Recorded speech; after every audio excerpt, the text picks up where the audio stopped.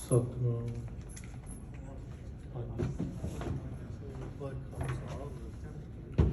ਸਤਿਨਾਮ ਸ਼੍ਰੀ ਵਾਹਿਗੁਰੂ ਸਾਹਿਬ ਜੀ।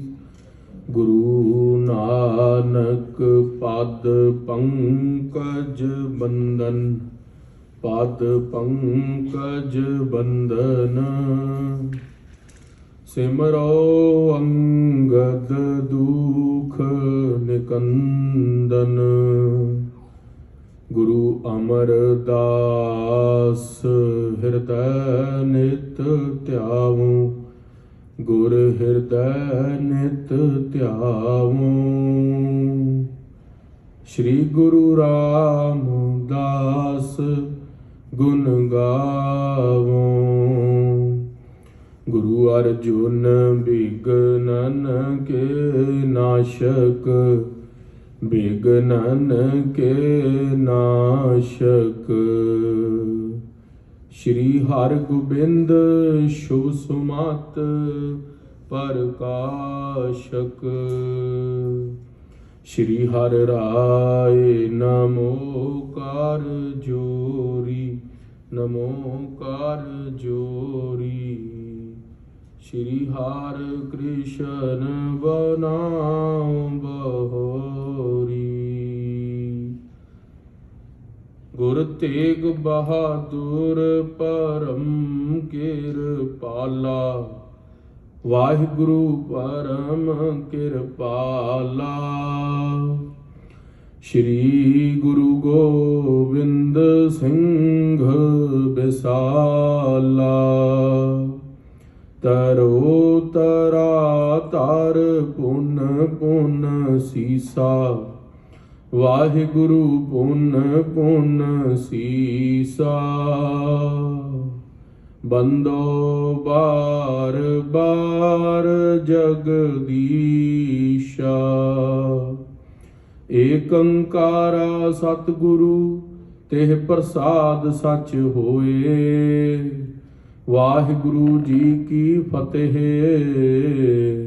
ਬਿਘਨ ਵਿਨਾਸ਼ਨ ਸੋਏ। ਕਹਾਂ ਬੁੱਧ ਪ੍ਰਭ ਤੁਛ ਹਮਾਰੀ, ਬਰਨ ਸਕੈ ਮਹਿਮਾ ਜੋ ਤਿਹਾਰੀ। ਹਮ ਨਾ ਸਕਤ ਕਰ ਸਿਫਤ ਤੁਮਹਾਰੀ, ਆਪ ਲਿਹੋ ਤੁਮ ਕਥਾ ਸੁਧਾਰੀ। ਹਮ ਨਾ ਸਕਤ ਕਰ ਸਿਫਤ ਤੁਮਹਾਰੀ, ਆਪ ਲਿਹੋ ਤੁਮ ਕਥਾ ਸੁਧਾਰੀ। ਸਤਨਾਮ ਸ੍ਰੀ ਵਾਹਿਗੁਰੂ ਸਾਹਿਬ ਜੀ। ਅਬ ਪ੍ਰਤੱਖ ਅਰ ਰਹਿ ਭਵਿੱਖ, ਯਾ ਤੇ ਸਤ ਲਖ ਹੈ ਗੁਰ ਸਿੱਖ। ਵਾਹਿਗੁਰੂ ਜੀ ਕਾ ਖਾਲਸਾ, ਵਾਹਿਗੁਰੂ ਜੀ ਕੀ ਫਤਿਹ। ਅੰਤਰਯਾਮੀ ਗੁਰੂ ਗਰੀਬ ਨਿਵਾਜ ਸੱਚੇ ਪਾਤਸ਼ਾਹ, ਕੋਟ ਬ੍ਰਹਮੰਡਾਂ ਦੇ ਸਾਈਂ, ਚਵਰ ਛਤਰ ਅਤੇ ਤਖਤ ਦੇ ਮਾਲਕ, ਧੰਨ ਧੰਨ ਸ਼੍ਰੀ ਗੁਰੂ ਗ੍ਰੰਥ ਸਾਹਿਬ ਮਹਾਰਾਜ ਸੱਚੇ ਪਾਤਸ਼ਾਹ ਜੀ ਦੀ ਪਾਵਨ ਪਵਿੱਤਰ ਨਿੱਘੀ ਗੋਦ ਦਾ ਆਨੰਦ ਮਾਣ ਰਹੀ ਗੁਰੂ ਕਾ ਖਾਸ ਰੂਪ, ਗੁਰੂ ਸਵਾਰੀ, ਗੁਰੂ ਖਾਲਸਾ, ਗੁਰੂ ਕੀ ਪਿਆਰੀ ਸਾਧ ਸੰਗਤ ਜੀ। ਸੱਚੇ ਪਾਤਸ਼ਾਹ ਧੰਨ ਗੁਰੂ ਗ੍ਰੰਥ ਸਾਹਿਬ ਮਹਾਰਾਜ ਦੀ ਅਪਾਰ ਬਖਸ਼ਿਸ਼ ਕਿਰਪਾ ਸਦਕਾ ਆਪ ਜੀ ਵੀਕਐਂਡ ਦੇ ਦੀਵਾਨਾਂ ਦੇ ਅੰਦਰ ਗੁਰੂ ਇਤਿਹਾਸ ਦੀ ਕਥਾ, ਪਾਵਨ ਪਵਿੱਤਰ ਗੁਰੂਆਂ ਦਾ ਜਸ ਸਰਵਣ ਕਰਨ ਦੇ ਲਈ ਗੁਰਦਰਬਾਰ ਦੇ ਵਿੱਚ ਇਕੱਤਰਿਤ ਹੁੰਦੇ ਹੋ। ਗੁਰਬਾਣੀ ਦੇ ਰਸ ਭਿੰਨੇ ਕੀਰਤਨ ਆਪ ਸਮੂਹ ਸਾਧ ਸੰਗਤ ਨੇ ਸਰਵਣ ਕੀਤੇ ਨੇ। ਸੱਚੇ ਪਾਤਸ਼ਾਹ ਮਹਾਰਾਜ ਜੀ ਦਾ ਫੁਰਮਾਨ ਹੈ ਕਿ ਆਤਮ ਰਸ ਜੋ ਜਾਣਹੀ ਸੋ ਹੈ ਖਾਲਸ ਦੇਵ। ਜਿਹੜਾ ਵਿਅਕਤੀ ਆਤਮਾ ਦੇ ਰਸ ਨੂੰ ਜਾਣ ਲੈਂਦਾ ਹੈ ਉਹੀ ਸ਼ੁੱਧ ਖਾਲਸ ਹੈ, ਪਵਿੱਤਰ ਹੈ, ਤੇ ਉਹਦੇ ਅੰਦਰ ਦੈਵੀ ਗੁਣਾਂ ਦਾ ਪ੍ਰਕਾਸ਼ ਹੋ ਜਾਂਦਾ ਹੈ। ਆਤਮ ਰਸ ਜੋ ਜਾਣਹੀ ਸੋ ਹੈ ਖਾਲਸ ਦੇਵ। ਪ੍ਰਭ ਮੈਂ ਮੋਹ ਮਹਿ ਤਾਸ ਮੈਂ ਰੰਚਕ ਨਾਹਿਨ ਭੇਵ। ਜਦੋਂ ਕੋਈ ਵਿਅਕਤੀ ਜਸ ਪ੍ਰਮਾਤਮਾ ਦਾ ਕਰਦੇ ਹੋਏ ਵਾਹਿਗੁਰੂ ਵਾਹਿਗੁਰੂ ਗੁਰਮੰਤਰ ਜਪਦੇ ਹੋਏ ਪ੍ਰਮਾਤਮਾ ਦੇ ਨਾਮ ਦੇ ਅੰਦਰ ਆਪਣੇ ਆਪ ਨੂੰ ਅਭੇਦ ਕਰ ਲੈਂਦਾ ਹੈ, ਨਾਮ ਤੇ ਨਾਮੀ ਦੇ ਅੰਦਰ ਕੋਈ ਫਰਕ ਨਹੀਂ ਰਹਿ ਜਾਂਦਾ, ਤੇ ਮਹਾਰਾਜ ਕਹਿੰਦੇ ਉਸ ਵਿਅਕਤੀ ਦੇ ਅੰਦਰ ਫਿਰ ਰੰਚਕ ਵੀ ਭੇਦ ਨਹੀਂ ਰਹਿ ਜਾਂਦਾ, ਉਹ ਪਰਮਾਤਮਾ ਦਾ ਸਰੂਪ ਹੀ ਹੋ ਜਾਂਦਾ ਹੈ। ਜਦੋਂ ਅਸੀਂ ਨਾਮ ਜਪਦੇ ਹਾਂ ਸਾਡੀ ਅੰਤਿਸ਼ਕਰਨ ਦੀਆਂ ਬਿਰਤੀਆਂ ਇੰਨੀ ਪਵਿੱਤਰ ਹੋ ਜਾਂਦੀਆਂ ਕਿ ਸਾਡੇ ਅੰਦਰ ਵੀ ਉਹ ਦੈਵੀ ਗੁਣ ਆ ਜਾਂਦੇ ਨੇ ਜੋ ਪਰਮਾਤਮਾ ਦੇ ਅੰਦਰ ਨੇ। ਉਹ ਨਾਮ ਇੰਨਾ ਪਵਿੱਤਰ ਹੈ, ਸਾਡੇ ਸਥੂਲ ਤੇ ਸੂਖਸ਼ਮ ਸਰੀਰ ਨੂੰ ਲੈ ਕਰਕੇ ਸਾਨੂੰ ਆਪਣੇ ਨਿਜ ਸਰੂਪ ਦਾ ਗਿਆਨ ਹੋ ਜਾਂਦਾ ਹੈ।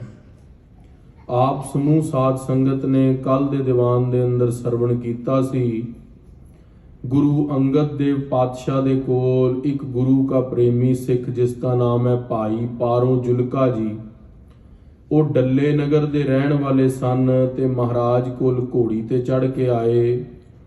ਪਾਤਸ਼ਾਹ ਨੂੰ ਨਮਸਕਾਰ ਕੀਤੀ। ਮਹਾਰਾਜ ਆਪ ਜੀ ਤੋਂ ਜਿਗਿਆਸਾ ਰੱਖਦਿਆਂ ਇੱਕ ਪ੍ਰਸ਼ਨ ਪੁੱਛਣ ਦੀ। ਗੁਰੂ ਪਾਤਸ਼ਾਹ ਨੇ ਕਿਹਾ ਭਾਈ ਪਾਰੋ ਜੁਲਕਾ ਜੀ ਇੱਕ ਪ੍ਰਸ਼ਨ ਪੁੱਛੋ। ਕਿਹਾ ਮਹਾਰਾਜ ਪਰਮਹੰਸ ਕੌਣ ਹੁੰਦੇ ਨੇ? ਗੁਰਦੇਵ ਨੇ ਪਹਿਲਾਂ ਕਿਹਾ ਹੰਸ ਜਾਣ ਲਓ ਕੌਣ ਹੁੰਦੇ ਨੇ, ਫਿਰ ਤੁਹਾਨੂੰ ਦੱਸਾਂਗੇ ਪਰਮਹੰਸ ਕੌਣ ਹੁੰਦਾ ਹੈ। ਹੰਸ ਉਹ ਹੁੰਦਾ ਹੈ ਜਿਹੜਾ ਮੋਤੀ ਖਾਂਦਾ ਹੈ, ਤੇ ਪਰਮਹੰਸ ਵਾਹਿਗੁਰੂ ਸ਼ਬਦ ਦੀ ਪਰਮਾਤਮਾ ਦੇ ਨਾਮ ਦੀ ਖੁਰਾਕ ਖਾਂਦਾ ਹੈ। ਜੋ ਮੋਤੀ ਨੇ ਉਹ ਬਹੁਤ ਕੀਮਤੀ ਨੇ ਤੇ ਪਰਮਾਤਮਾ ਦਾ ਨਾਮ ਵੀ ਅਣਮੁੱਲਾ ਹੀ ਹੈ, ਉਹਦਾ ਕੋਈ ਮੋਲ ਨਹੀਂ ਹੈ। ਜਿਹੜੇ ਹੰਸ ਹੁੰਦੇ ਨੇ ਉਹ ਸਮੁੰਦਰ ਦੇ ਅੰਦਰ, ਮਹਾਸਾਗਰ ਦੇ ਅੰਦਰ, ਮਹਾਦਵੀਪਾਂ ਦੇ ਅੰਦਰ ਇੱਕ ਦੇਸ਼ ਤੋਂ ਦੂਸਰੇ ਦੇਸ਼ ਲੰਬੀ ਉਡਾਰੀਆਂ ਸਮੁੰਦਰ 'ਚ ਮਾਰ ਲੈਂਦੇ ਨੇ। ਜੇ ਪਾਣੀ 'ਚ ਤਰਨ ਤੇ ਆਣ ਤੇ ਕਿੰਨੇ ਹੀ ਮਹਾਸਾਗਰ ਉਹ ਇੱਕੋ ਤਾਰੀ ਦੇ ਅੰਦਰ ਤਰ ਲੈਂਦੇ ਨੇ। ਉਸੀ ਪ੍ਰਕਾਰ ਜਿਹੜੇ ਪਰਮਹੰਸ ਹੁੰਦੇ ਨੇ ਉਹ ਬ੍ਰਹਮ ਸਰੂਪ ਦੇ ਅੰਦਰ, ਬ੍ਰਹਮ ਮੰਡਲ ਦੇ ਅੰਦਰ ਤਾਰੀਆਂ ਮਾਰਦੇ ਨੇ। ਉਹ ਆਪਣੀ ਬਿਰਤੀ ਨੂੰ ਸੰਸਾਰ ਦੇ ਅੰਦਰ ਨਹੀਂ ਰੱਖਦੇ, ਉਹਨਾਂ ਦੀ ਬਿਰਤੀ ਪਰਮਹੰਸ ਹੋ ਜਾਂਦੀ ਹੈ, ਪਵਿੱਤਰ ਹੋ ਜਾਂਦੀ ਹੈ, ਬੜੀ ਉੱਚੀ ਉਡਾਰੀਆਂ ਬ੍ਰਹਮ ਦੀ ਲਾਉਂਦੀ ਹੈ। ਤੇ ਤੀਸਰੀ ਨਿਸ਼ਾਨੀ ਮਹਾਰਾਜ ਨੇ ਦੱਸੀ, ਹੰਸ ਜਦੇ ਅੱਗੇ ਜੇ ਦੁੱਧ ਤੇ ਪਾਣੀ ਰੱਖ ਦਈਏ ਉਹ ਆਪਣੀ ਚੁੰਝ ਮਾਰ ਕੇ ਦੁੱਧ ਨੂੰ ਫੁੱਟੀਆਂ ਬਣਾ ਦਿੰਦਾ ਹੈ, ਪਾਣੀ ਰਹਿ ਜਾਂਦਾ ਹੈ, ਦੁੱਧ ਅਲੱਗ ਕਰ ਦਿੰਦਾ ਹੈ, ਫੁੱਟੀਆਂ ਬਣਾ ਕੇ ਤੇ ਪਾਣੀ ਥੱਲੇ ਰਹਿ ਜਾਂਦਾ ਹੈ। ਉਸੀ ਪ੍ਰਕਾਰ ਜਿਹੜਾ ਪਰਮਹੰਸ ਹੈ ਉਹ ਸੰਸਾਰ ਦੇ ਅੰਦਰ ਦੇਹ ਤੇ ਆਤਮਾ ਨੂੰ ਅਲੱਗ ਕਰਕੇ ਜਾਣਦਾ ਹੈ। ਆਮ ਸੰਸਾਰੀ ਲੋਕ ਜਾਣਦੇ ਨੇ ਵੀ ਮੈਂ ਦੇਹ ਹਾਂ ਤੇ ਉਹ ਸਾਰੀ ਉਮਰ ਆਪਣੀ ਦੇਹ ਨੂੰ ਹੀ ਸ਼ਿੰਗਾਰਦੇ ਰਹਿੰਦੇ ਨੇ, ਪਰ ਜਿਹੜਾ ਪਰਮਹੰਸ ਹੁੰਦਾ ਹੈ ਉਹ ਆਤਮ ਤੱਤ ਗਿਆਨ ਨੂੰ ਜਾਣ ਲੈਂਦਾ ਹੈ। ਉਹ ਇਸ ਗੱਲ ਦਾ ਬੋਧ ਜਾਣ ਲੈਂਦਾ ਹੈ ਕਿ ਜਿਹੜੀ ਆਤਮਾ ਹੈ ਉਹ ਸਤ ਚਿਤ ਆਨੰਦ ਹੈ, ਸਤ ਹੈ, ਤੇ ਜਿਹੜੀ ਦੇਹ ਹੈ ਉਹ ਨਾਸ਼ਵਰ ਹੈ, ਨਾਸ਼ ਹੋਣ ਵਾਲੀ ਹੈ। ਉਹ ਆਪਣੀ ਬਿਰਤੀਆਂ ਨੂੰ ਬ੍ਰਹਮ ਦੇ ਅੰਦਰ ਰੋਕ ਕੇ ਰੱਖਦਾ ਹੈ ਦਿਨ ਰਾਤ, ਤੇ ਬ੍ਰਹਮ ਦੇ ਅੰਦਰ ਹੀ ਵਿਚਰਦਾ ਹੈ, ਤੇ ਆਤਮਾ ਦੇ ਸਰੂਪ ਨੂੰ ਹੀ ਆਪਣਾ ਨਿਜ ਸਰੂਪ ਜਾਣਦਾ ਹੈ, ਤੇ ਦੇਹੀ ਦੇ ਨਾਲ ਇੱਕ ਉਸ ਦੀ ਵਰਤੋਂ ਕਰਦਾ ਹੈ, ਪਰਮਾਤਮਾ ਤੱਕ ਪਹੁੰਚਣ ਦੀ ਸਹਾਇਕ ਸਮਝਦਾ ਹੈ ਦੇਹੀ ਨੂੰ ਆਪਣਾ ਸਰੂਪ ਨਹੀਂ ਸਮਝਦਾ। ਜਿਸ ਤਰ੍ਹਾਂ ਹੰਸ ਪਾਣੀ ਨੂੰ ਅਲੱਗ ਕਰ ਦਿੰਦਾ ਹੈ ਤੇ ਦੁੱਧ ਨੂੰ ਅਲੱਗ ਕਰ ਦਿੰਦਾ ਹੈ ਚੁੰਝ ਮਾਰ ਕੇ, ਕਿਉਂਕਿ ਉਸ ਦੀ ਜੀਭ ਵਿੱਚ ਖਟਾਸ ਲੱਗੀ ਹੁੰਦੀ ਹੈ। ਉਸੀ ਪ੍ਰਕਾਰ ਜਿਹੜਾ ਪਰਮਹੰਸ ਹੈ ਉਹ ਦੇਹ ਤੇ ਆਤਮਾ ਨੂੰ ਆਪਣੀ ਬ੍ਰਹਮਾਕਾਰ ਬਿਰਤੀ ਕਰਕੇ ਆਪਣੇ ਨਿਜ ਸਰੂਪ ਆਤਮਾ ਦਾ ਗ੍ਰਹਿਣ ਕਰ ਲੈਂਦਾ ਹੈ, ਤੇ ਆਪਣੇ ਨਸ਼ਵਰ ਸਰੂਪ ਦੇਹੀ ਦਾ ਤਿਆਗ ਕਰ ਦਿੰਦਾ ਹੈ ਤੇ ਸਾਰੇ ਸੰਸਾਰ ਨੂੰ ਆਤਮ ਪਰਮਾਤਮ ਏਕੋ ਕਰੈ, ਅੰਤਰ ਕੀ ਦੁਬਿਧਾ ਅੰਤਰ ਮਰੈ। ਉਹ ਆਪਣੇ ਅੰਦਰ ਦੀ ਦੁਬਿਧਾ ਨੂੰ ਅੰਦਰ ਹੀ ਮਾਰ ਲੈਂਦਾ ਹੈ ਤੇ ਨਿਜ ਸਰੂਪ ਪਰਮਾਤਮਾ ਦਾ ਧਿਆਨ ਧਰਦਾ ਹੈ। ਉਹੀ ਉਪਦੇਸ਼ ਜੋ ਭਗਵਾਨ ਕ੍ਰਿਸ਼ਨ ਨੇ ਗੀਤਾ ਦੇ ਅੰਦਰ ਅਰਜੁਨ ਨੂੰ ਦਿੱਤਾ ਸੀ। ਹੇ ਅਰਜੁਨ, ਇਹ ਜੋ ਤੈਨੂੰ ਸਾਹਮਣੇ ਦਿਖ ਰਹੇ ਨੇ ਭੀਸ਼ਮ ਪਿਤਾਮਾ, ਆਚਾਰਿਆ ਦਰੋਣ ਵਰਗੇ ਮਹਾਨ ਤੇਜਸਵੀ ਮਹਾਪੁਰਸ਼ ਜਿਨ੍ਹਾਂ ਤੋਂ ਤੂੰ ਗਿਆਨ ਪ੍ਰਾਪਤ ਕੀਤਾ ਹੈ, ਨਾ ਹੀ ਇਹ ਤੇਰੇ ਮਾਰਿਆਂ ਮਰਨੇ ਨੇ। ਕਿਉਂ? ਕਿਉਂਕਿ ਇਹ ਆਤਮਾ ਸਰੂਪ ਨੇ, ਇਹ ਤੇਰੇ ਮਾਰਿਆਂ ਨਹੀਂ ਮਰ ਰਹੇ। ਹੋਰ ਜੇ ਤੂੰ ਇਹਨਾਂ ਨੂੰ ਮਾਰ ਦਵੇਂਗਾ, ਜੇ ਤੂੰ ਇਹਨਾਂ ਨੂੰ ਮਾਰ ਦਵੇਂਗਾ, ਇਹਨਾਂ ਦੇ ਸਰੀਰ ਨੂੰ, ਤੇ ਇਹਨਾਂ ਦੇ ਸਰੀਰ ਦਾ ਹੀ ਨਾਸ਼ ਹੋਵੇਗਾ, ਇਹਨਾਂ ਦੀ ਆਤਮਾ ਦਾ ਨਾਸ਼ ਨਹੀਂ ਹੋ ਸਕਦਾ। ਇਹਨਾਂ ਜੋ ਤੂੰ ਨਹੀਂ ਮਾਰੇਗਾ ਤਾਂ ਵੀ ਕਾਲ ਨੇ ਇਹਨਾਂ ਨੂੰ ਮਾਰ ਲੈਣਾ ਹੈ। ਭਗਵਾਨ ਕ੍ਰਿਸ਼ਨ ਨੇ ਮੋਹ ਚੱਕ ਦਿੱਤਾ ਸੀ ਅਰਜਨ ਦਾ, ਤੇ ਉਸਨੇ ਜੰਗ ਦੇ ਅੰਦਰ ਆਪਣਾ ਗਾਂਡੀਵ ਚੱਕ ਕੇ ਫਿਰ ਯੁੱਧ ਕੀਤਾ ਤੇ ਉਹਨਾਂ ਨੂੰ ਜੰਗ ਹੀ ਚਰਾਇਆ। ਸੋ ਖਾਲਸਾ ਜੀ, ਇੱਥੇ ਤੱਕ ਦਾ ਵਿਚਾਰ ਕੱਲ ਤੁਸੀਂ ਸਰਵਣ ਕੀਤਾ ਸੀ। ਆਓ ਹੁਣ ਕਿਸ ਤਰ੍ਹਾਂ ਮਹਾਰਾਜ ਹੋਰ ਪਰਮਹੰਸ ਦੇ ਲੱਛਣ ਖੋਲ ਕੇ ਸਮਝਾ ਰਹੇ ਨੇ, ਉਹ ਪਾਵਨ ਪਵਿੱਤਰ ਉਪਦੇਸ਼ ਗੁਰੂ ਅੰਗਦ ਦੇਵ ਮਹਾਰਾਜ ਜੀ ਦਾ ਸਰਵਣ ਕਰੀਏ। ਮਨ ਚਿਤ ਬਿਰਤੀਆਂ ਨੂੰ ਇਕਾਗਰ ਕਰੀਏ। ਰਸਨਾ ਦੀ ਪਵਿੱਤਰਤਾ ਦੇ ਲਈ, ਹਿਰਦੇ ਦੀ ਸ਼ੁੱਧੀ ਦੇ ਲਈ ਗੁਰਮੰਤਰ ਨੂੰ ਉਚਾਰਨ ਕਰੀਏ। ਆਖਣਾ ਕਰੀਏ ਸਤਨਾਮ ਸ੍ਰੀ ਵਾਹਿਗੁਰੂ ਸਾਹਿਬ ਜੀ। ਸਤਨਾਮ ਸ੍ਰੀ ਵਾਹਿਗੁਰੂ ਸਾਹਿਬ ਜੀ। ਅਬ ਪ੍ਰਤੱਖ ਅਰ ਰਹਿ ਭਵਿੱਖ। ਜਿਹੜੀ ਆਤਮਾ ਹੈ ਉਹ ਹੁਣ ਵੀ ਹੈ, ਪਹਿਲਾਂ ਵੀ ਸੀਗੀ ਤੇ ਅੱਗੇ ਵੀ ਰਹੇਗੀ। ਭਵਿੱਖ ਦੇ ਅੰਦਰ ਵੀ ਆਤਮਾ ਦਾ ਕੋਈ ਨਾਸ਼ ਨਹੀਂ ਕਰ ਸਕਦਾ। ਜਾਂ ਤੇ ਸਤ ਲਖ ਹੈ ਗੁਰ ਸਿੱਖ। ਹੇ ਗੁਰੂ ਕੇ ਸਿੱਖ, ਇਹ ਗੱਲ ਨੂੰ ਸਤ ਕਰਕੇ ਜਾਣ ਲੈਂਦੇ ਨੇ ਕਿ ਆਤਮਾ ਦਾ ਜੋ ਸਰੂਪ ਹੈ ਉਹੀ ਸਤ ਚਿਤ ਆਨੰਦ ਹੈ। ਉਹ ਤਤਵੰਗ ਅਸੀ ਵਾਲਾ ਸਰੂਪ ਹੈ, ਅਸਭਾਵ ਹੈ, ਤੇ ਉਹ ਸਰੂਪ ਸਦਾ ਹੀ ਰਹਿਣਾ, ਸਥਿਰ ਰਹਿਣਾ ਹੈ। ਬਹੁਰ ਆਤਮਾ ਚੇਤਨ ਜਨ ਹੈ। ਆਤਮਾ ਜਿਹੜੀ ਹੈ ਉਹ ਚੇਤਨ ਹੈ ਤੇ ਸਰੀਰ ਜੜ ਹੈ। ਜੜ ਕੀ ਹੁੰਦਾ ਹੈ? ਜੋ ਨਾ ਆਪ ਨੂੰ ਜਾਣਦਾ ਹੈ ਤੇ ਨਾ ਦੂਜੇ ਨੂੰ ਜਾਣਦਾ ਹੈ। ਜਿਸ ਤਰ੍ਹਾਂ ਇਹ ਮਾਈਕ ਹੈ, ਇਸ ਮਾਈਕ ਨੂੰ ਪਤਾ ਨਹੀਂ ਹੈ ਕਿ ਮੈਂ ਮਾਈਕ ਹਾਂ ਤੇ ਅਸੀਂ ਸਾਰੇ ਵਿਅਕਤੀ ਹਾਂ, ਇਹ ਜੜ ਹੈ। ਪਰ ਚੇਤਨ ਕੀ ਹੁੰਦਾ ਹੈ? ਚੇਤਨ ਖੁਦ ਨੂੰ ਵੀ ਜਾਣਦਾ ਹੈ ਤੇ ਦੂਜੇ ਨੂੰ ਵੀ ਜਾਣਦਾ ਹੈ। ਜਿਹੜੀ ਆਤਮਾ ਹੈ, ਜਦ ਤੱਕ ਉਹ ਵਿਅਕਤੀ ਦੇ ਸਰੀਰ ਦੇ ਅੰਦਰ ਹੁੰਦੀ ਹੈ, ਉਹ ਬੋਧ ਕਰਾਂਦੀ ਹੈ ਵਿਅਕਤੀ ਨੂੰ, ਉਹਦੀ ਆਤਮ ਵਿਸ਼ੈਣੀ ਬੁੱਧੀ, ਕਿ ਤੂੰ ਪਰਮਾਤਮਾ ਦਾ ਸਰੂਪ ਹੈ, ਤੇ ਦੂਸਰੇ ਦਾ ਵੀ ਗਿਆਨ ਕਰਾਂਦੀ ਹੈ ਬਈ ਆਹ ਵਾਲੀ ਵਸਤੂ ਹੈ, ਆਹ ਵਾਲੀ ਵਸਤੂ ਹੈ। ਸੋ ਪਰਮਾਤਮਾ ਦਾ ਜੋ ਸਰੂਪ ਦਾ ਗਿਆਨ ਕਰਾਂਦਾ ਹੈ ਉਹ ਚੇਤਨ ਅੰਦਰ ਸਥਿਤ ਆਤਮਾ ਅਧਿਸ਼ਟਾਨ ਸਰੂਪ ਹੈ। ਸੱਚੇ ਪਾਤਸ਼ਾਹ ਗੁਰੂ ਅੰਗਦ ਦੇਵ ਮਹਾਰਾਜ ਜੀ ਭਾਈ ਪਾਰੋ ਜੁਲਕਾ ਜੀ ਨੂੰ ਉਪਦੇਸ਼ ਦਿੰਦਿਆਂ ਗੱਲ ਕਹਿੰਦੇ ਨੇ ਕਿ ਜੋ ਆਤਮਾ ਦਾ ਸਰੂਪ ਹੈ ਉਹ ਚੇਤਨ ਸਰੂਪ ਹੈ। ਜਿਹ ਸੰਬੰਧ ਤਨ ਚੇਤਨ ਠਨ ਹੈ। ਆਤਮਾ ਦਾ ਸਰੂਪ ਚੇਤਨ ਹੈ, ਜੜ ਨਹੀਂ ਹੈ। ਫਰਕਾ ਵਨਚਕ ਆਦਰ ਖੀਕੇ। ਜਿਸ ਤਰ੍ਹਾਂ ਅੱਖਾਂ ਦੇ ਫੜਕਣੇ ਦੇ ਨਾਲ ਹੋਰ ਪਿੱਪਲ ਦਾ ਪੱਤਾ ਹਿਲਦਾ ਹੈ, ਹੋਰ ਜਿਵੇਂ ਸਾਡੀ ਅੱਖ ਬਾਰ-ਬਾਰ ਹਿਲਦੀ ਹੈ, ਇਹ ਬਾਰ-ਬਾਰ ਹਿਲਣਾ ਸਰੂਪ ਮਨ ਦਾ ਹੈ। ਪਰ ਜਿਹੜੀ ਆਤਮਾ ਦਾ ਸਰੂਪ ਹੈ ਉਹ ਇੱਕ ਜਿਸ ਤਰ੍ਹਾਂ ਤੇਲ ਦੀ ਧਾਰ ਵੱਤ ਲਗਾਤਾਰ ਗਿਰਦੀ ਹੈ, ਚੇਤਨ ਸਰੂਪ ਹੈ। ਜਿਸ ਬਿਨ ਹੋਤ ਨਹੀਂ ਲਖ ਨੀਕੇ। ਆਤਮਾ ਤੋਂ ਬਿਨਾ ਕੋਈ ਵੀ ਕੰਮ ਸਰੀਰ ਦੇ ਅੰਦਰ ਨਹੀਂ ਹੋ ਸਕਦਾ। ਜਦ ਤੱਕ ਸਰੀਰ ਦੇ ਅੰਦਰ ਆਤਮਾ ਹੈ ਤਦ ਤੱਕ ਵਿਅਕਤੀ ਸੁੰਦਰ ਲੱਗਦਾ ਹੈ, ਵਿਅਕਤੀ ਕੋਈ ਕਾਜ ਕਰਦਾ ਹੈ।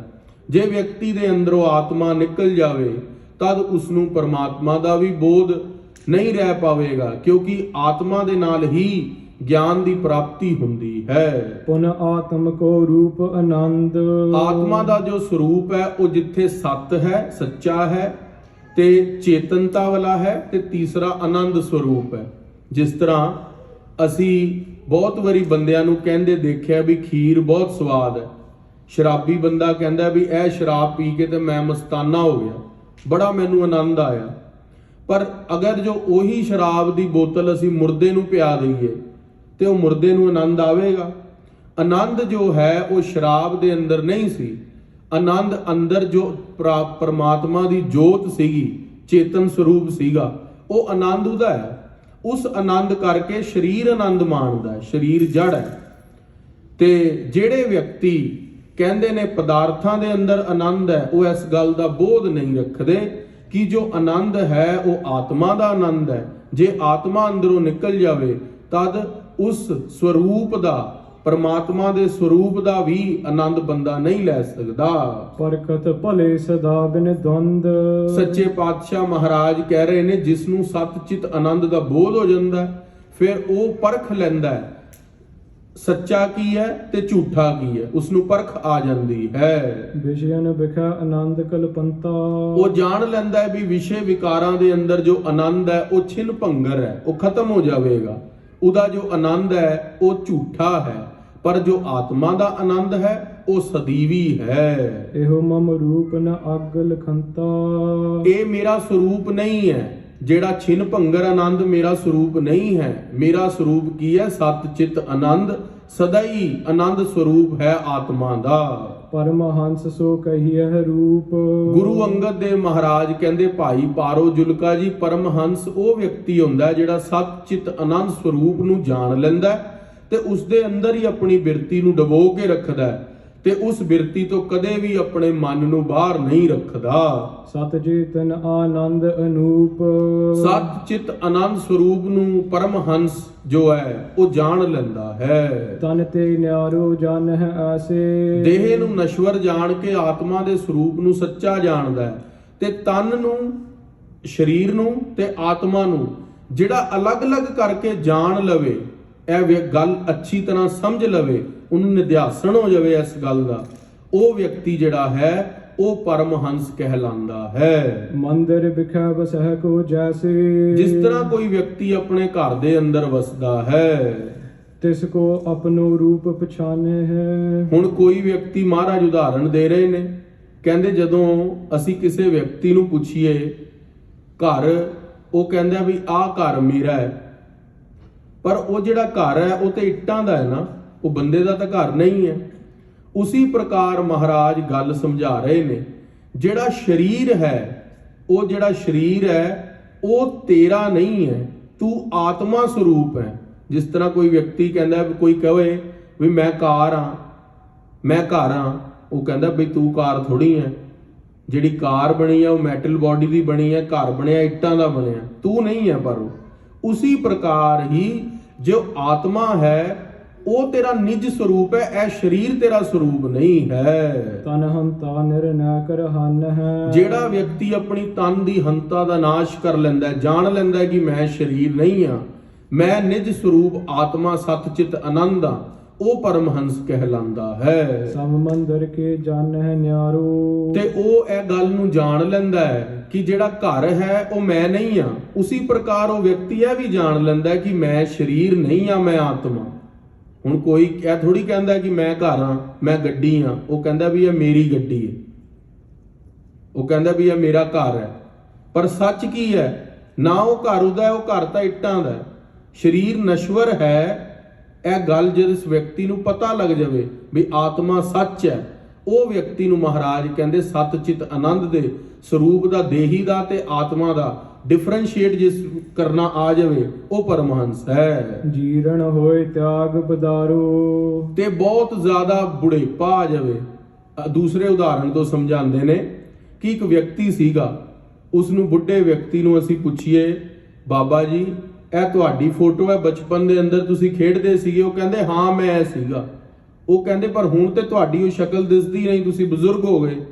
ਉਹ ਕਹਿੰਦਾ ਨਹੀਂ ਨਹੀਂ, ਮੈਂ ਉਹੀ ਸੀਗਾ। ਬਚਪਨ ਦੇ ਅੰਦਰ ਔਰ ਹੁਣ ਦੇ ਅੰਦਰ ਸਰੀਰ ਬਦਲ ਗਿਆ, ਪਰ ਉਹ ਕਹਿੰਦਾ ਵੀ ਮੈਂ ਉਹੀ ਸੀਗਾ। ਉਹ ਮੈਂ ਕੌਣ ਹੈ? ਜੋ ਤਦ ਵੀ ਸੀ ਔਰ ਹੁਣ ਬੁਢੇਪੇ 'ਚ ਵੀ ਹੈ, ਉਹ ਆਤਮਾ ਹੈ। ਉਹ ਅੰਦਰ ਤਦ ਵੀ ਸੀਗੀ ਤੇ ਹੁਣ ਵੀ ਹੈ। ਤੇ ਮਹਾਰਾਜ ਸਮਝਾ ਰਹੇ ਨੇ, ਜਦੋਂ ਕੋਈ ਵਿਅਕਤੀ ਬੁੱਢਾ ਹੋ ਜਾਂਦਾ ਤਦ ਵੀ ਉਸ ਦੇ ਅੰਦਰ ਆਤਮਾ ਰਹਿੰਦੀ ਹੈ, ਜਦੋਂ ਜਵਾਨ ਸੀ ਤਦ ਵੀ ਰਹਿੰਦੀ ਹੈ। ਸਰੀਰ ਜਿਹੜਾ ਹੈ ਉਹ ਆਪਣਾ ਸਰੂਪ ਬਦਲ ਰਿਹਾ ਹੈ, ਪਰ ਆਤਮਾ ਉੱਥੇ ਹੀ ਸਥਿਰ ਹੈ। ਤਨ ਆਤਮ ਸੰਸਰ ਪੈ ਪਾਨੀ। ਜਿਸ ਤਰ੍ਹਾਂ ਦੂਸਰਾ ਉਦਾਹਰਣ ਇੱਕ ਹੋਰ ਸਮਝ ਲਵੋ, ਜਿਸ ਤਰ੍ਹਾਂ ਹਨੇਰਾ ਹੋਵੇ, ਹਨੇਰੇ ਦੇ ਅੰਦਰ ਜਿਹੜੀ ਰੱਸੀ ਆ ਉਹ ਸੱਪ ਵਿਆਪ ਪੈਂਦੀ ਹੈ। ਪਰ ਜਿਸ ਤਨੇ ਅਸੀਂ ਬੱਤੀ ਜਗਾਉਂਦੇ ਆ ਉਹ ਪਤਾ ਲੱਗ ਜਾਂਦਾ ਹੈ ਵੀ ਉਹ ਹਿੱਲਣ ਵਾਲੀ ਚੀਜ਼ ਦਾ ਭਰਮ ਪੈ ਰਿਹਾ ਸੀ, ਉਹ ਸੱਪ ਨਹੀਂ ਰੱਸੀ ਹੈ।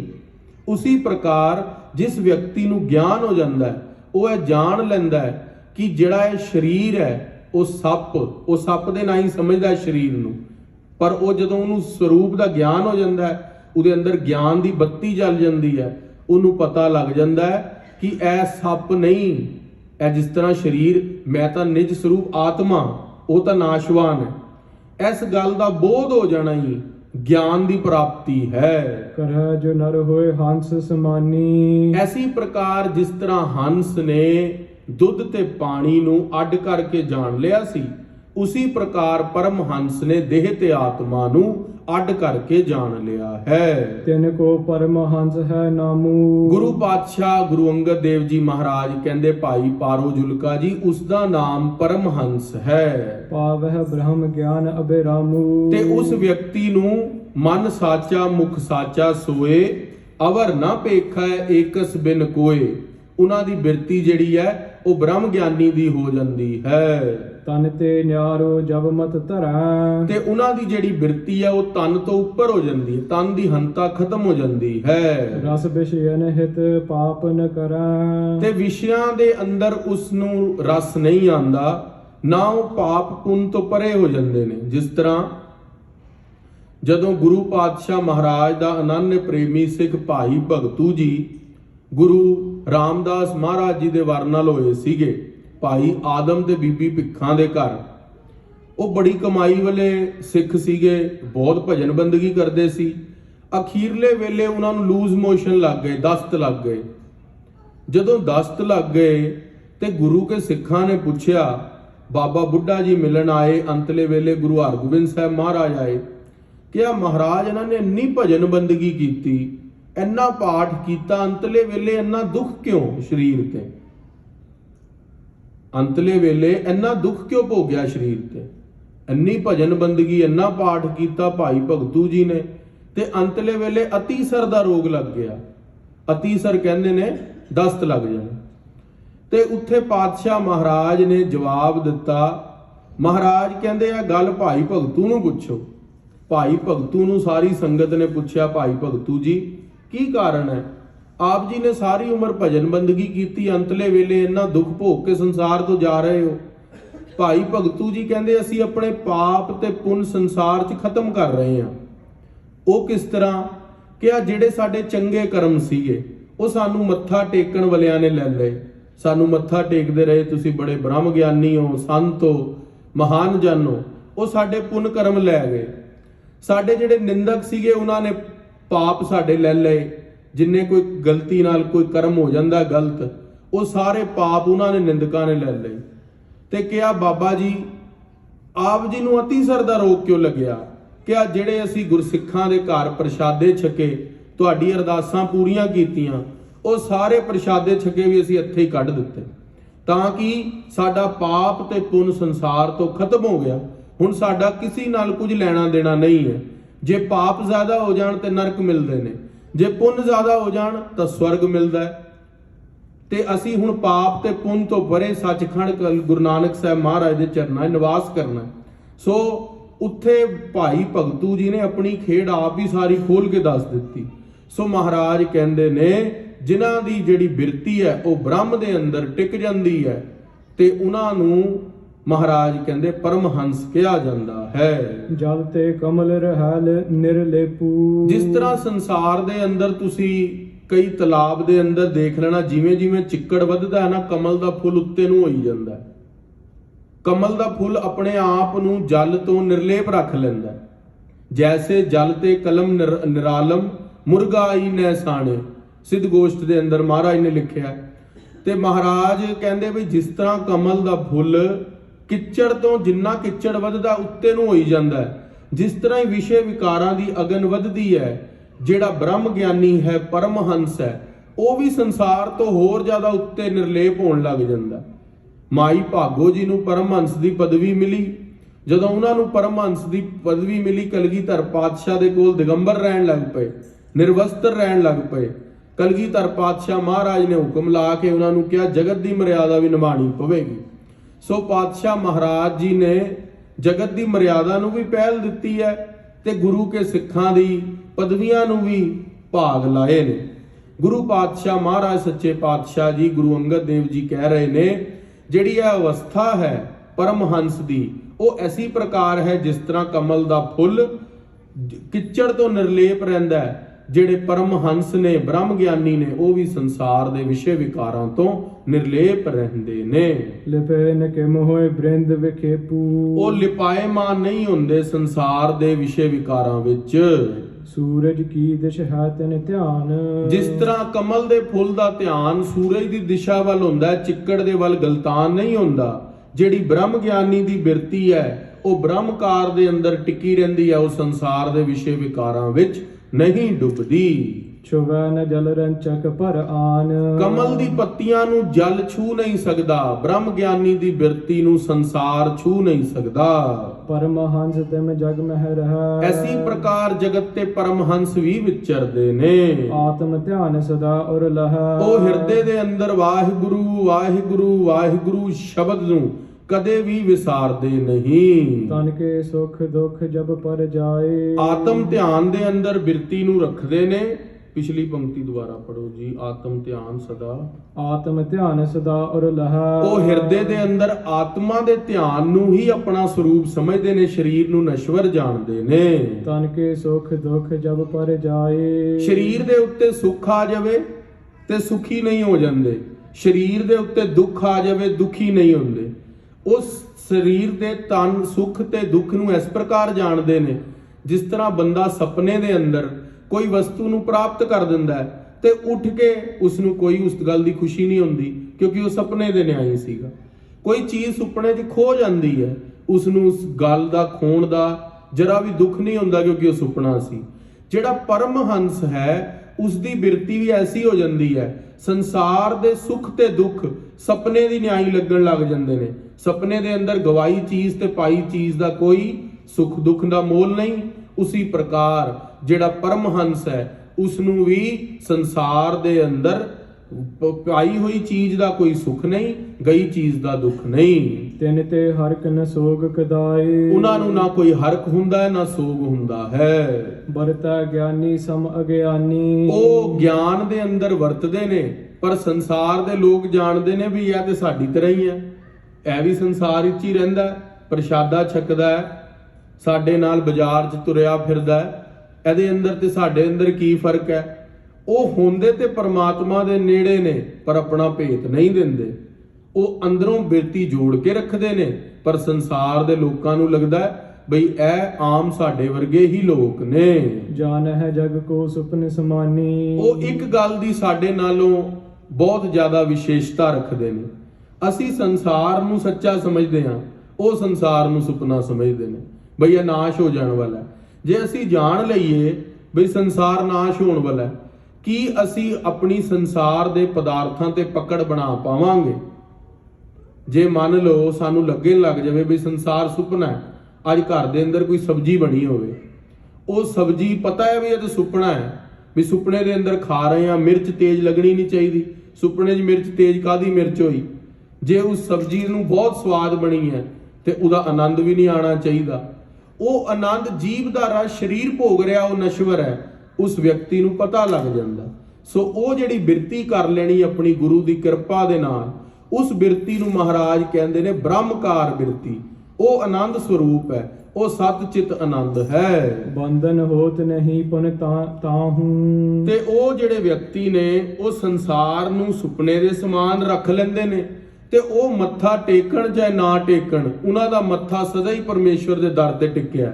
ਜਿਸ ਤਰ੍ਹਾਂ ਇੱਕ ਵਾਰ ਬਾਬਾ ਬੁੱਢਾ ਜੀ ਨੇ ਇਸ਼ਨਾਨ ਕਰਨ ਦੀ ਕਿਰਿਆ ਤਿਆਗ ਦਿੱਤੀ ਕਿਉਂਕਿ ਬ੍ਰਹਮ ਗਿਆਨੀ ਦੇ ਲਈ ਤਾਂ ਸਦਾ ਹੀ ਇਸ਼ਨਾਨ ਚੱਲ ਰਿਹਾ, ਅੰਦਰ ਸਿਮਰਨ ਚੱਲ ਰਿਹਾ ਹਰ ਵੇਲੇ, ਤੇ ਉਹਨਾਂ ਨੂੰ ਦੇਖ ਕੇ ਸਿੱਖਾਂ ਨੇ ਵੀ ਇਸ਼ਨਾਨ ਕਰਨਾ ਛੱਡਤਾ। ਬਾਬਾ ਬੁੱਢਾ ਜੀ ਨੂੰ ਪੰਜਵੇਂ ਪਾਤਸ਼ਾਹ ਮਹਾਰਾਜ ਨੇ ਬੁਲਾਇਆ, ਬਾਬਾ ਬੁੱਢਾ ਜੀ ਤੁਹਾਨੂੰ ਇੱਕ ਬੇਨਤੀ ਹੈ, ਅਸੀਂ ਜਾਣਦੇ ਹਾਂ ਤੁਹਾਨੂੰ ਇਸ਼ਨਾਨ ਦੀ ਲੋੜ ਨਹੀਂ। ਕਿਉਂ? ਕਿਉਂਕਿ ਬ੍ਰਹਮ ਗਿਆਨੀ ਦੇ ਮਨ ਦੇ ਅੰਦਰ ਸਦਾ ਹੀ ਇਸ਼ਨਾਨ ਸਿਮਰਨ ਦਾ ਹੋ ਰਿਹਾ, ਪਰ ਤੁਹਾਨੂੰ ਦੇਖ ਕੇ ਕੁਝ ਜਗਿਆਸੂਆਂ ਦੀ, ਗੁਰੂ ਘਰ ਆਏ ਪਹਿਲੇ ਦਿਨ ਵਿਅਕਤੀ ਦੀ ਵੀ ਬਿਰਤੀ ਜਿਹੜੀ ਹੈ ਉਹ ਇਸ਼ਨਾਨ ਨਾਲੋਂ ਆਪਣੇ ਆਪ ਨੂੰ ਤੋੜ ਰਹੇ ਨੇ। ਇਸ ਗੱਲ ਦਾ ਜਦੋਂ ਬੋਧ ਹੋ ਜਾਂਦਾ ਉਹਨਾਂ ਨੂੰ, ਤੇ ਮਹਾਰਾਜ ਕਹਿੰਦੇ ਵੀ ਤੁਸੀਂ ਇਸ਼ਨਾਨ ਦੀ ਕਿਰਿਆ ਨੂੰ ਤਿਆਗੋ ਨਾ। ਤੇ ਬਾਬਾ ਬੁੱਢਾ ਜੀ ਫੇਰ ਕਿਹਾ ਮਹਾਰਾਜ ਸਤ ਬਚਨ। ਕਿਉਂ? ਕਿਉਂਕਿ ਉਹ ਗੁਰੂਆਂ ਨੂੰ ਬ੍ਰਹਮ ਗਿਆਨ ਹੋਣ ਤੋਂ ਬਾਅਦ ਵੀ ਆਪਣੇ ਤੋਂ ਵੱਡਾ ਜਾਣਦੇ ਨੇ, ਸਤਿਕਾਰ ਕਰਦੇ ਨੇ। ਸੋ ਸੱਚੇ ਪਾਤਸ਼ਾਹ ਮਹਾਰਾਜ ਗੁਰੂ ਅਰਜਨ ਦੇਵ ਪਾਤਸ਼ਾਹ ਨੇ ਬਾਬਾ ਬੁੱਢਾ ਜੀ ਨੂੰ ਫੇਰ ਇਸ਼ਨਾਨ ਦੀ ਕਿਰਿਆ ਤੇ ਲਾਇਆ। ਉਹਨਾਂ ਨੇ ਸਤ ਬਚਨ ਕਹਿ ਕੇ ਮੰਨ ਲਿਆ। ਪਰ ਬਾਬਾ ਬੁੱਢਾ ਜੀ ਨੂੰ ਮਹਾਰਾਜ ਨੇ ਪਹਿਲੀ ਗੱਲ ਕਿਹੜੀ ਕਹੀ ਵੀ ਤੁਸੀਂ ਇਸ਼ਨਾਨ ਨਾ ਵੀ ਕਰੋ ਤਾਂ ਵੀ ਤੁਹਾਡੀ ਗਤੀ ਹੈ, ਪਰ ਤੁਹਾਡੇ ਕਰਕੇ ਹੋਰ ਆਮ ਸਿੱਖ ਸੰਗਤ ਆਪਣੀ ਕਿਰਿਆ ਨਾ ਤਿਆਗ ਦੇਵੇ। ਸੋ ਬ੍ਰਹਮ ਗਿਆਨੀ ਕਈ ਵਾਰੀ ਕਿਰਿਆ ਗੁਰੂ ਘਰ ਆਣ ਦੀ ਵੀ, ਚਾਹੇ ਉਹ ਮੱਥਾ ਨਾ ਵੀ ਟੇਕਣ, ਉਹਨਾਂ ਦਾ ਮੱਥਾ ਸਦਾ ਹੀ, ਕਿਉਂਕਿ ਬਿਰਤੀ ਜਿਹੜੀ ਜੁੜਨੀ ਹੈ, ਅਸੀਂ ਕਹਿੰਦੇ ਆ ਨਾ ਗੁਰਦੁਆਰੇ ਆ ਕੇ ਸਿਮਰਨ ਕਰੋ। ਸਿਮਰਨ ਦਾ ਅਰਥ ਕੀ ਹੈ? ਚੇਤੇ ਕਰਨਾ। ਸਿਮਰਨ ਦੇ ਡੈਫੀਨੇਸ਼ਨ ਕੀ ਹੈ? ਰਿਮੈਂਬਰ ਰੱਖਣਾ ਪਰਮਾਤਮਾ ਨੂੰ। ਸਿਮਰਨ ਚੇਤੇ ਰੱਖਣਾ। ਉਹਨਾਂ ਨੂੰ ਹਰ ਵੇਲੇ ਹੀ ਚੇਤੇ ਹੈ, ਗੁਰਦੁਆਰੇ ਆ ਕੇ ਨਹੀਂ ਚੇਤੇ ਆਉਂਦਾ, ਉਹਨਾਂ ਨੂੰ ਹਰ ਜਗ੍ਹਾ ਤੇ ਹੀ ਚੇਤੇ ਆਉਂਦਾ। ਸੋ ਰਹੋ ਵਿਚਾਰ। ਮਹਾਰਾਜ ਸੱਚੇ ਪਾਤਸ਼ਾਹ ਫਰਮਾਨ ਕਰ ਰਹੇ ਨੇ, ਉਹਨਾਂ ਦੀ ਬਿਰਤੀ ਚਾਹੇ ਉਹ ਬੰਧਨਾਂ ਤੋਂ ਰਹਿਤ ਨੇ ਤੇ ਨਾ ਵੀ ਕਿਸੇ ਨੂੰ ਮੱਥਾ ਟੇਕਣ ਤਾਂ ਵੀ ਬਿਰਤੀ ਬ੍ਰਹਮਕਾਰ ਹੈ। ਰਹਾ ਸਮਾਏ ਬ੍ਰਹਮ ਕੇ ਮਾਹੂ। ਉਹ ਬ੍ਰਹਮ ਦੇ ਅੰਦਰ ਆਪਣੀ ਬਿਰਤੀ ਵਾਹਿਗੁਰੂ ਅਕਾਲ ਪੁਰਖ ਦੇ ਸਿਮਰਨ ਵਿੱਚ ਜੋੜ ਕੇ ਰੱਖਦੇ ਨੇ। ਸੁਣੀ ਸੀਖ ਪਾਰੋ ਹਰ ਖਾਇਓ। ਜਦੋਂ ਭਾਈ ਪਾਰੋ ਜੁਲਕਾ ਜੀ ਨੇ ਇਹ ਸੀਖ ਨੂੰ ਸੁਣਿਆ ਨਾ ਤੇ ਬੜੇ ਖੁਸ਼ ਹੋਏ। ਮਹਾਰਾਜ ਨੇ ਤ੍ਰਿਪਤੀ ਕਰਵਾ ਦਿੱਤੀ ਉੱਤਰ ਦੇ ਕੇ। ਪਰਮਹੰਸ ਪੁੱਛਿਆ ਸੀ ਕੌਣ ਨੇ? ਉਹਦਾ ਉੱਤਰ ਦਿੱਤਾ ਗੁਰੂ ਅੰਗਦ ਦੇਵ ਮਹਾਰਾਜ ਨੇ ਖੰਡੂਰ ਸਾਹਿਬ ਦੀ ਧਰਤੀ ਤੇ। ਲਗਾ ਵਿਚਾਰਨ ਮਨ ਸੁਖ ਪਾਇਓ। ਤੇ ਮਰਨ ਦੇ ਅੰਦਰ ਬਹੁਤ ਸੁੱਖ ਦੀ ਪ੍ਰਾਪਤੀ ਹੋਈ, ਕਿਉਂਕਿ ਕਈ ਵਾਰੀ ਸਾਨੂੰ ਆਪਣੇ ਪ੍ਰਸ਼ਨ ਦਾ ਉੱਤਰ ਮਿਲ ਜਾਵੇ, ਸਾਡਾ ਮਨ ਤ੍ਰਿਪਤ ਹੋ ਜਾਂਦਾ। ਭਾਈ ਪਾਰੋ ਜੁਲਕਾ ਜੀ ਦਾ ਵੀ ਮਨ ਤ੍ਰਿਪਤ ਹੋ ਗਿਆ ਉੱਤਰ ਪ੍ਰਾਪਤ ਕਰਕੇ। ਕਿਤਕ ਕਾਲ ਗੁਰ ਅੰਗਦ ਸੇਵ। ਗੁਰੂ ਅੰਗਦ ਦੇਵ ਮਹਾਰਾਜ ਜੀ ਦੀ ਬਹੁਤ ਚਿਰ ਸੇਵਾ ਕੀਤੀ ਭਾਈ ਪਾਰੋ ਜੁਲਕਾ ਜੀ ਨੇ। ਡੱਲੇ ਨਿਵਾਸੀ ਸੀਗੇ। ਪੁਨ ਪੇ ਅਮਰਦਾਸ ਗੁਰਦੇਵ। ਉਸ ਤੋਂ ਬਾਅਦ ਉਹਨਾਂ ਨੇ ਗੁਰੂ ਅਮਰਦਾਸ ਮਹਾਰਾਜ ਜੀ ਦੀ ਵੀ ਸੇਵਾ ਕੀਤੀ ਹੈ। ਤਿਨ ਟਿਕ ਬਨਿਓ ਸੋ ਬ੍ਰਹਮ ਗਿਆਨੀ। ਉਹਨਾਂ ਦੇ ਕੋਲ ਰਹਿ ਕੇ ਉਹ ਬ੍ਰਹਮ ਗਿਆਨੀ ਬਣੇ ਸੀਗੇ। ਆਗੇ ਕਰਹਾ ਕਥਾ ਬਖਾਨੀ। ਕਵਿਰਾਜ ਭਾਈ ਸੰਤੋਖ ਸਿੰਘ ਜੀ ਕਹਿੰਦੇ ਭਾਈ ਪਾਰੋ ਜੁਲਕਾ ਜੀ ਦੀ ਕਥਾ ਅੱਗੇ ਵੀ ਆਵੇਗੀ। ਖਾਲਸਾ ਜੀ ਭਾਈ ਪਾਰੋ ਜੁਲਕਾ ਜੀ ਦੀ ਬਿਰਤੀ ਇੰਨੀ ਬ੍ਰਹਮ ਦੇ ਅੰਦਰ ਦ੍ਰਿੜ ਹੋ ਗਈ ਸੀ। ਗੁਰੂ ਅਮਰਦਾਸ ਪਾਤਸ਼ਾਹ ਤੀਸਰੇ ਪਾਤਸ਼ਾਹ ਨੇ ਅੱਗੇ ਕਥਾ ਆਣੀ ਹੈ। ਮਹਾਰਾਜ ਨੇ ਕਹਿਣਾ ਭਾਈ ਪਾਰੋ ਜੁਲਕਾ ਜੀ ਤੁਹਾਡੇ ਅੰਦਰ ਔਰ ਸਾਡੇ ਅੰਦਰ ਕੋਈ ਫਰਕ ਨਹੀਂ, ਤੁਸੀਂ ਚੌਥੇ ਸਥਾਨ ਦੇ ਉੱਤੇ ਗੁਰਤਾ ਗੱਦੀ ਤੇ ਬੈਠ ਜਾਓ। ਪਰ ਕਿਹਾ ਮਹਾਰਾਜ ਸਿੱਖ ਸਿੱਖ ਹੁੰਦਾ, ਗੁਰੂ ਗੁਰੂ ਹੁੰਦਾ। ਪਾਤਸ਼ਾਹ ਮੈਂ ਇਸ ਦਾ ਹੱਕਦਾਰ ਨਹੀਂ ਚੌਥੀ ਗੱਦੀ ਦਾ, ਤੁਸੀਂ ਕਿਰਪਾ ਕਰੋ ਮੈਨੂੰ ਸਿੱਖ ਹੀ ਰਹਿਣ ਦਿਓ। ਤੇ ਮਹਾਰਾਜ ਨੇ ਕਿਹਾ ਫਿਰ ਤੁਸੀਂ ਸਰੀਰ ਤਿਆਗ ਦਿਓ। ਖਾਲਸਾ ਜੀ ਕਿੰਨੀ ਵੱਡੀ ਗੱਲ ਹੈ। ਗੁਰੂ ਨੇ ਕਹਿ ਦਿੱਤਾ ਸਰੀਰ ਤਿਆਗ ਦਿਓ। ਕਿਹਾ ਮਹਾਰਾਜ ਸਤ ਬਚਨ। ਇੰਨੀ ਗੱਲ ਸੁਣੀ, ਡੱਲੇ ਨਗਰ ਦੇ ਅੰਦਰ ਪਹੁੰਚੇ, ਆਪਣੇ ਜਿੱਥੇ ਉਹਨਾਂ ਦਾ ਨਗਰ ਸੀਗਾ। ਉੱਥੇ ਜਾ ਕੇ ਸਾਰੀ ਵਸਤੂਆਂ ਦਾ ਸਭ ਤੋਂ ਪਹਿਲਾਂ ਤਾਂ ਦਾਨ ਕਰ ਦਿੱਤਾ। ਉਪਰੰਤ ਇੱਕ ਘੋੜੀ ਤੇ ਕੁਝ ਧਨ ਪੁਸ਼ਾਕਾਂ ਗੋਇੰਦਵਾਲ ਸਾਹਿਬ ਗੁਰੂ ਅਮਰਦਾਸ ਜੀ ਕੋਲ ਭੇਜ ਦਿੱਤੀਆਂ। ਉਹ ਜਿਹੜੀ ਘੋੜੀ ਭੇਜੀ ਸੀ, ਉਸੇ ਘੋੜੀ ਦੇ ਉੱਤੇ ਚੜ੍ਹ ਕੇ ਗੁਰੂ ਰਾਮਦਾਸ ਮਹਾਰਾਜ ਪਹਿਲੀ ਵਾਰੀ ਸ੍ਰੀ ਅੰਮ੍ਰਿਤਸਰ ਸਾਹਿਬ ਆਏ ਸੀਗੇ ਤੇ ਸਰੋਵਰ ਦਾ ਟੱਕ ਲਾਇਆ ਸੀਗਾ। ਗੁਰੂ ਰਾਮਦਾਸ ਮਹਾਰਾਜ ਜੀ ਨੇ ਸਰੋਵਰ ਦਾ ਟੱਕ ਲਾਇਆ ਸੀ। ਗੁਰੂ ਅਰਜਨ ਦੇਵ ਮਹਾਰਾਜ ਜੀ ਨੇ ਸਰੋਵਰ ਪੂਰਾ ਕਰਾਇਆ ਤੇ ਹਰਿਮੰਦਰ ਸਾਹਿਬ ਬਣਵਾਇਆ ਸੀ। ਸੋ ਉਹ ਘੋੜੀ ਜਿਹੜੀ ਦਿੱਤੀ ਸੀਗੀ, ਗੁਰੂ ਅਮਰਦਾਸ ਮਹਾਰਾਜ ਤਾਂ ਘੱਟ ਵੱਧ ਹੀ ਚੜ੍ਹਦੇ ਸਨ, ਕਿਉਂਕਿ ਸਰੀਰ ਕਰਕੇ ਬਿਰਧ ਸਨ, 100 ਸਾਲ ਉਮਰ ਸੀ। ਪਰ ਗੁਰੂ ਰਾਮਦਾਸ ਮਹਾਰਾਜ 6 ਸਾਲ ਗੁਰਤਾ ਗੱਦੀ ਤੇ ਰਹੇ। 6 ਸਾਲ 7 ਕੁ ਮਹੀਨੇ ਮਹਾਰਾਜ ਉਸ ਘੋੜੀ ਤੇ ਸਵਾਰ ਹੁੰਦੇ ਰਹੇ ਜੋ ਭਾਈ ਪਾਰੋ ਜੁਲਕਾ ਜੀ ਨੇ ਭੇਟ ਕੀਤੀ ਸੀ। ਉਹਨਾਂ ਦੇ ਨਗਰ ਦੇ ਅੰਦਰ ਖਾਲਸਾ ਜੀ 72 ਬ੍ਰਹਮ ਗਿਆਨੀ ਹੋਏ ਨੇ।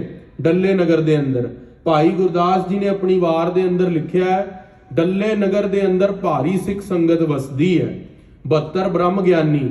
ਤੇ ਜਦੋਂ ਘੋੜੀ ਮਹਾਰਾਜ ਗੁਰੂ ਅਮਰਦਾਸ ਪਾਤਸ਼ਾਹ ਕੋਲ ਆਈ ਸੀ, ਮਹਾਰਾਜ ਨੇ ਵਰ ਵੀ ਦਿੱਤਾ ਸੀ।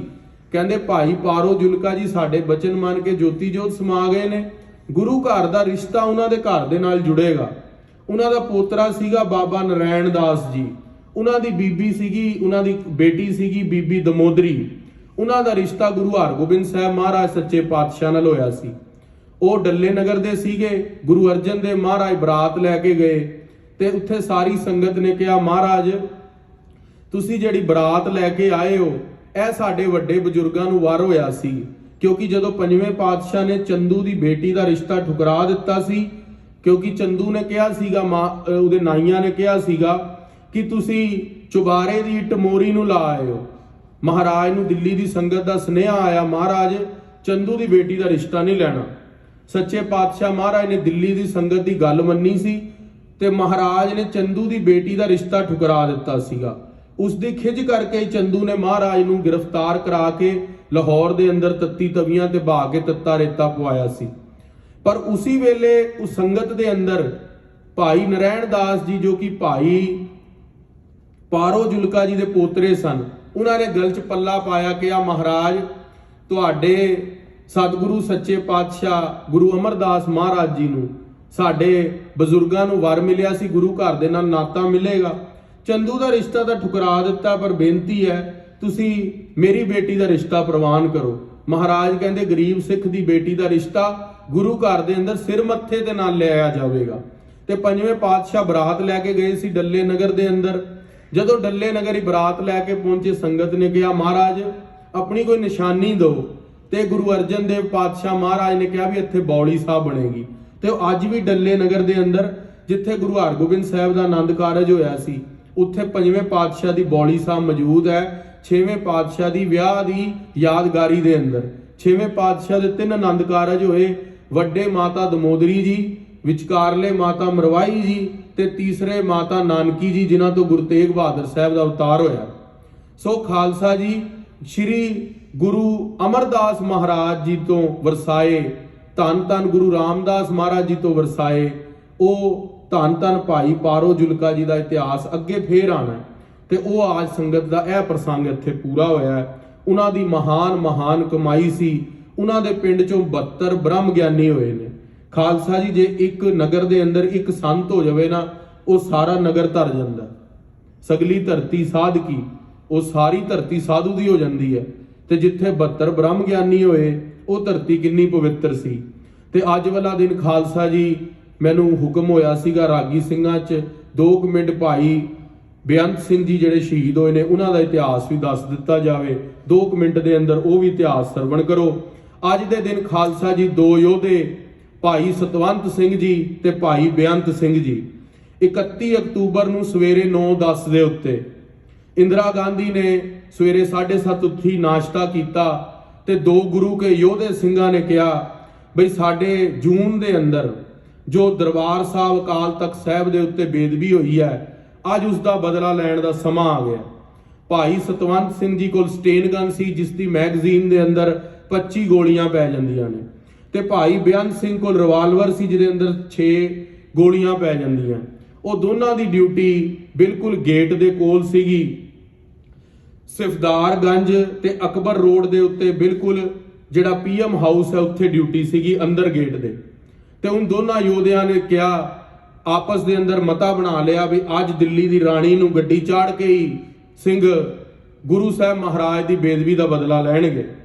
9:10 ਦਾ ਸਮਾਂ ਹੋਇਆ। ਇੰਦਰਾ ਗਾਂਧੀ ਨੇ ਕੇਸਰੀ ਰੰਗ ਦੀ ਸਾੜੀ ਪਾਈ ਸੀ, ਬਾਹਰ ਆਈ ਤੇ ਉਸ ਦੇ ਨਾਲ ਉਹਦੇ ਗਾਰਡ, ਤੇ ਪਿਛਲੇ ਪਾਸੇ ਭਾਈ ਬੇਅੰਤ ਸਿੰਘ ਸੀਗੇ। ਸਾਹਮਣੇ ਕੁਝ ਕੁ ਦੂਰੀ ਦੇ ਉੱਤੇ, ਜਿੰਨੀਆਂ ਦੀਵਾਰ ਹੈ ਇੰਨੀ ਕੁ ਦੂਰੀ ਲਾ ਲਓ, ਕੁਝ ਕੁ ਕਦਮਾਂ ਦੀ ਦੂਰੀ ਦੇ ਉੱਤੇ ਭਾਈ ਸਤਵੰਤ ਸਿੰਘ ਸਟੇਨ ਗਨ ਲੈ ਕੇ ਖੜੇ ਸਨ। ਦਰਬਾਰ ਸਾਹਿਬ ਦੀ ਬੇਦਬੀ ਦਾ ਬਹੁਤ ਭਾਰੀ ਰੋਸ ਸੀ ਸਿੰਘਾਂ ਦੇ ਮਨ ਦੇ ਅੰਦਰ। ਸੰਤਾਂ ਦੀ ਸ਼ਹਾਦਤ ਦਾ ਰੋਸ ਸੀਗਾ।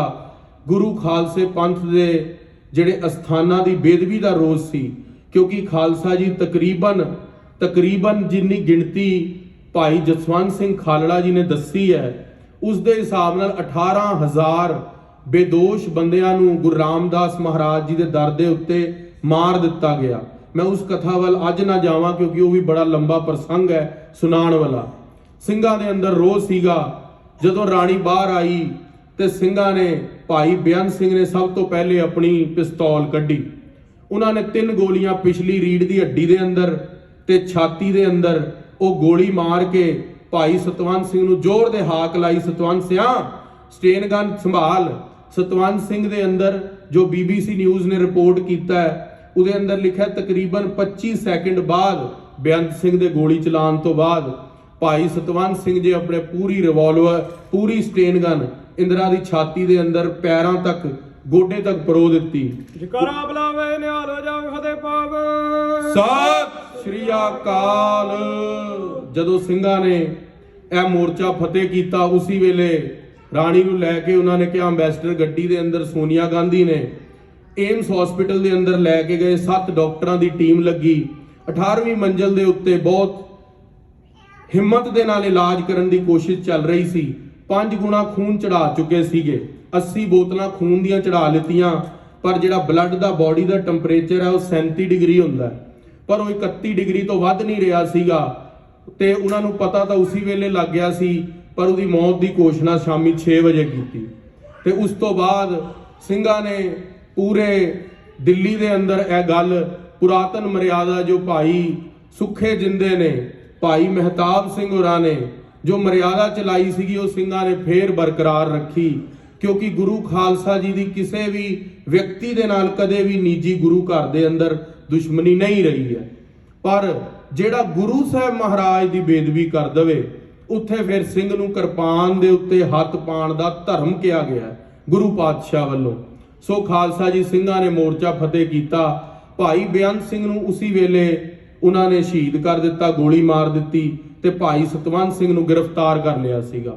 ਦਾਸ ਭਾਈ ਸਤਵੰਤ ਸਿੰਘ ਜੀ ਦੇ ਪਿੰਡ ਵੀ ਗਿਆ ਸੀ, ਉਹਨਾਂ ਦੇ ਸਥਾਨ ਦੇ ਦਰਸ਼ਨ ਵੀ ਕੀਤੇ। ਚੰਡੀਗੜ੍ਹ ਦੇ ਕੋਲ ਮਲੋਆ ਪਿੰਡ ਹੈ ਜਿੱਥੇ ਭਾਈ ਸਤਵੰਤ ਸਿੰਘ ਜੀ ਦਾ ਪਰਿਵਾਰ ਅੱਜ ਵੀ ਹੈ, ਤੇ ਉਹਨਾਂ ਦੇ ਨਾਲ ਮੁਲਾਕਾਤ ਹੋਈ। ਮੈਂ ਉਹਨਾਂ ਦੇ ਪਰਿਵਾਰ ਤੋਂ ਅੱਖੀ ਡਿੱਠਾ ਹਾਲ ਵੀ ਸੁਣਿਆ। ਬਹੁਤ ਖਾਲਸਾ ਜੀ ਯੋਧੇ ਸੀਗੇ। ਭਾਈ ਸਤਵੰਤ ਸਿੰਘ ਜੀ ਦਾ ਕੁਝ ਚਿਰ ਬਾਅਦ ਆਨੰਦ ਕਾਰਜ ਵੀ ਸੀਗਾ, ਪਰ ਉਹਨਾਂ ਨੂੰ ਫਾਂਸੀ ਦੀ ਸਜ਼ਾ ਹੋਈ। ਉਹਨਾਂ ਦੇ ਘਰੋਂ, ਉਹਨਾਂ ਦੇ ਮਹਿਲਾਂ ਨੇ ਇਹ ਗੱਲ ਬਰਦਾਸ਼ਤ ਕਰ ਲਈ, ਕਹਿੰਦੇ ਅਸੀਂ ਵੀ ਹੁਣ ਕੁਵਾਰਾ ਡੋਲਾ ਰੱਖਾਂਗੇ। ਸੋ ਖਾਲਸਾ ਜੀ ਗੁਰੂ ਘਰ ਦੇ ਅੰਦਰ ਇਹ ਰੋਹ ਰੀਤੀ ਸ਼ੁਰੂ ਤੋਂ ਰਹੀ ਹੈ ਸਿੰਘਾਂ ਦੇ ਅੰਦਰ ਕਿ ਜੋ ਵੀ ਗੁਰੂ ਦੀ ਬੇਦਬੀ ਕਰਦਾ ਹੈ ਉਸ ਨੂੰ ਸਿੰਘ ਫਿਰ ਸੋਧਾ ਉਤਾਰ ਕੇ ਛੱਡਦੇ ਨੇ। ਸੋ ਖਾਲਸਾ ਜੀ ਉਹ ਮਹਾਨ ਸ਼ਹਾਦਤ ਭਾਈ ਬੇਅੰਤ ਸਿੰਘ ਜੀ ਨੂੰ ਕੋਟਾਨ ਕੋਟਾਨ ਪ੍ਰਣਾਮ ਹੈ। ਇੰਨੇ ਕੁ ਬਚਨ ਪ੍ਰਵਾਨ ਕਰਨੇ ਜੀ। ਵਾਹਿਗੁਰੂ ਜੀ ਕਾ ਖਾਲਸਾ, ਵਾਹਿਗੁਰੂ ਜੀ ਕੀ ਫਤਿਹ।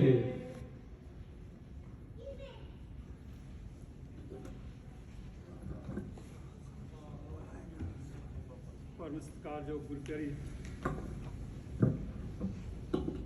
ਗੁਰੂ ਪਿਆਰੀ ਸਾਧ ਸੰਗਤ ਜੀਓ, ਵਾਹਿਗੁਰੂ ਜੀ ਕਾ ਖਾਲਸਾ, ਵਾਹਿਗੁਰੂ ਜੀ ਕੀ ਫਤਿਹ।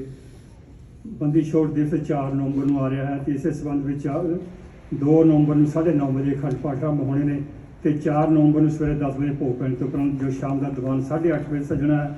ਤੇ ਤੁਸੀਂ ਦੀਵੇ ਵੀ ਲਿਆ ਸਕਦੇ ਹੋ। ਦੀਵਿਆਂ ਵਾਸਤੇ ਬਾਹਰ ਇੱਧਰਲੇ ਕਾਰਨਰ ਦੇ ਉੱਤੇ ਜਗ੍ਹਾ ਬਣਾਈ ਹੋਈ ਆ ਜਿੱਥੇ ਦੀਵੇ ਬਾਲ ਵੀ ਸਕਦੇ ਹੋ। ਆਪ ਸੰਗਤਾਂ ਨੂੰ ਬੇਨਤੀ ਹੈ ਉਦੋਂ ਨੂੰ ਵੱਧ ਚੜ੍ਹ ਕੇ ਹਾਜ਼ਰੀਆਂ ਭਰਨੀਆਂ। ਜੋ ਅਖੰਡ ਪਾਠ ਨੇ ਵੈਸੇ ਮੇਨ ਹਾਲ ਦੇ ਵਿੱਚ ਚੱਲਣੇ ਨੇ। ਆਪ ਸੰਗਤਾਂ ਨੂੰ ਫਿਰ ਬੇਨਤੀ ਹੈ ਬੰਦੀ ਛੋੜ ਦੇ ਉੱਤੇ ਵੱਧ ਚੜ੍ਹ ਕੇ ਹਾਜ਼ਰੀਆਂ ਭਰਨੀਆਂ। ਆਓ ਹੁਣ ਫਿਰ ਕੀਰਤਨ ਦੇ ਨਾਲ ਜੁੜੀਏ। ਵਾਹਿਗੁਰੂ ਜੀ ਕਾ ਖਾਲਸਾ, ਵਾਹਿਗੁਰੂ ਜੀ ਕੀ ਫਤਿਹ।